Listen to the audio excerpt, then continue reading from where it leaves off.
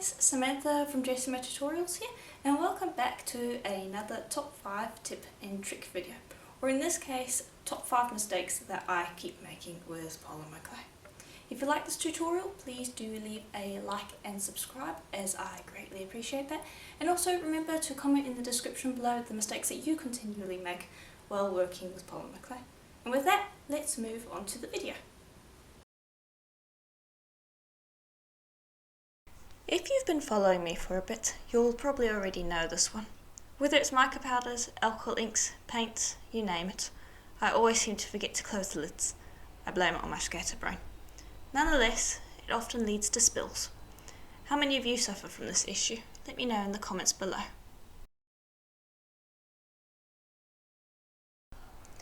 Now I'm sure this is one that we've all done at least once. Yes, it may be tempting to just bundle up your scraps and roll it through your machine, but how often does that actually work out for you? Most of the time it ends up with your clay having swarms of air bubbles that are near impossible to get out. Solution: stack your clay neatly and roll it through the machine. It may take a little more time at first, but it will save time and projects later on.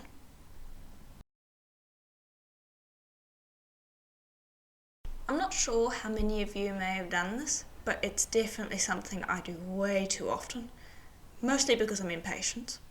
The only way to avoid this is to give paint at least 5 minutes on the clay before you burnish it. You can speed this up with a hairdryer or a low temperature heat gun, but you do still need to wait a bit. You could of course leave the burnishing, but it does secure the paint to the clay and creates a stronger bond, so that's why I tend to do it.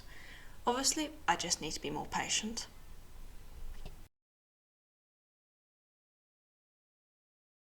This is again my scatterbrain and impatience talking. More often than not, I want to finish what I'm doing before stopping to clean tools. This is a mistake, of course, as paint and inks will dry on the tools. This obviously makes the cleaning process much harder than it would have been if I had done it straight away. Not to mention that inks and paints will stain some of the tools, as you can see in the photos. So ultimately, just step back, clean your tools, and then come back to the project. It will wait. Thankfully, I don't make this mistake too often anymore, but when I first started, this was the number one issue I kept on encountering. When you start with polymer clay, you're going to make mistakes, and that's okay.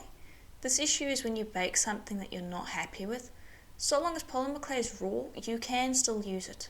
Once baked, however, it's stuck that way. I've had to throw away so many projects that just didn't make the cut. Solution: if you're not happy, don't bake it. You can add Kato Blackout. It'll turn it into black clay ready for use in no time. You can also use it in many different scrap techniques. I'll link some of my favourites in the description below. And with that, that concludes the video. If you liked this tutorial or found it fun, please do let me know in the comments below, and remember to comment with the mistakes that you make when it comes to polymer clay, as we'd all love to hear that. And if you liked the video, please leave a like and subscribe, as I greatly appreciate that. And with that, I will see you in the next tutorial. Bye for now.